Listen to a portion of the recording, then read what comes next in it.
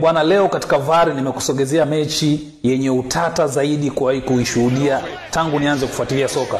Mechi iliyozua gumzo na kashfa kubwa kwa chama cha soka cha Ulaya UEFA, na pia kupelekea baadhi ya mashabiki kutokuwa na imani na aliyekuwa rais wa UEFA kipindi kile, Michel Platini. Mechi hii bwana ilikuwa ni baina ya Barcelona na Chelsea mwaka 2009, nusu finali ya UEFA Champions League ndani ya Stamford Bridge. Chelsea na Barcelona. Hii ni raundi ya pili, ni mechi ya raundi ya pili ambayo naizungumzia. Ambapo raundi ya kwanza Chelsea alienda kule Nou Camp wakacheza na ushindani ulikuwa mkali sana. Mechi ilikuwa nzuri na kuvutia, lakini ndani ya dakika zote 90 hakuna aliyeweza kufanikiwa kuona lango la mwenzake. Sasa ni zamu ya Barcelona kuja Stamford Bridge.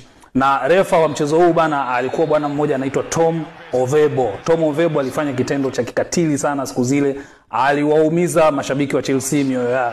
Yaani ni matukio ni mengi yaliyotokea sana ndani ya mechi, lakini yote alifunika na mengine alitoa maamuzi ya hovyo. Mechi inaanza tu ndani ya dakika 9, Michael Essien anapata nafasi, anapiga rocket moja kali sana, anapiga volley moja kali, inaingia moja kwa moja mpaka kambani mwa Barcelona. Victor Valdes aliona moto tu.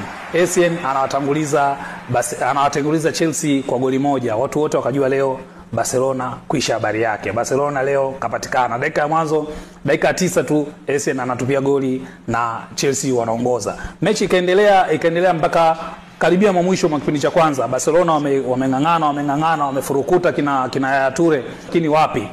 Kipindi cha kwanza kinakaribia kuisha, Malouda anapata nafasi nyingine ndani ya box, anamgeuza Dani Alves. Anajaribu kumgeuza tena Dani Alves anapita na Malouda mzima anamwangusha chini, lakini Tom Ovebo anakuja anasema ni foul, iwekwe nje ya boxi. Bwana, watu wote walisimama wakapiga makelele, mashabiki wa Chelsea wakalalamika, lakini ndio hivyo, Tom Ovebo alishaamua, mpira ukawekwa nje, free kick kuelekeza lango la Barcelona. Kipindi cha kwanza kikaisha namna hiyo, Chelsea anaongoza na goli moja na amenyimwa penalti moja.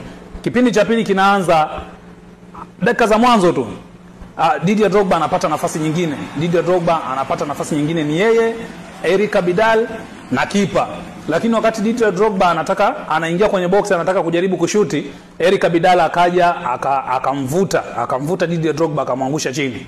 Lakini Tom Ovebo akakataa, akasema hakuna penalti, nyanyuka, cheza mpira. Tukio jingine ni hili la Didier Drogba na Yaya Toure.